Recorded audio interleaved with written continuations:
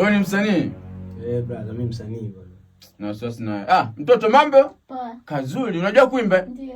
Unaona sauti? Ina uhakika nayo. Ila wewe na wasiwasi sana. Twende msanii anza.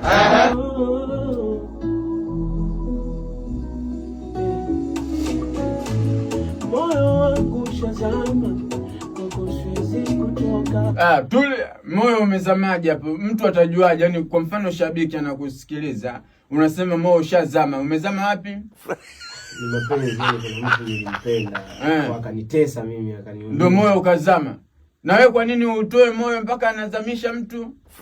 Watu watajuaje sasa kama kweli? Sababu moyo umezama kwenye nini? Yaani hujui kuimba. Toka nje. Mama wewe. Twende mtoto mzuri. Mambo? Dakika moja brother. Nipe sauti nzuri. Niimbe dakika moja tunakuomba brother. Mara mwisho bana.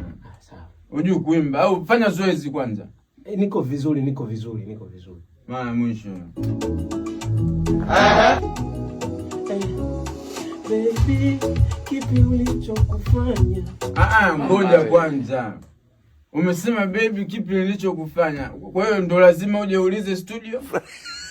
Kwa nini usimuulize kwenye message? Mtumie message baby yako muulize kipi nilichokufanya. Mambo mtoto? Mtoto mzuri. Unajua kuimba? Twende. Wewe lazima wewe unajua. Kijana toka nje. Twende mtoto mzuri. Tunaenda kupumzika. Tutapumzika ukimaliza kuimba. Twende.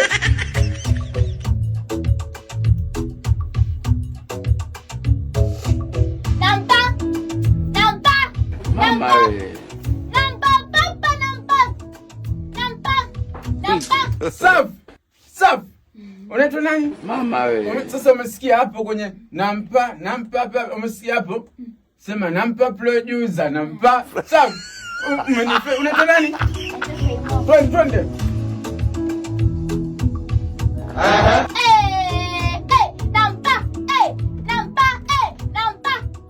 Nampa producer, nampa. Mama wewe. Safi. Umenitaja? Safi, nilisema unajua kuimba. Napewa leo. Twende. Nampa.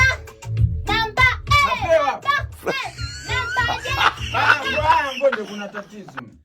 Jeki ametokea wapi tena hapa mama, Hapana, sema nampa producer. Tunaondoka?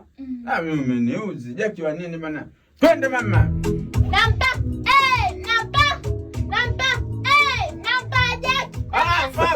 Ngoja. Jeki wa nini tena? Uko vizuri mama. Kweli hapa napewa. Sasa zilisha mzuka kidogo. Twende.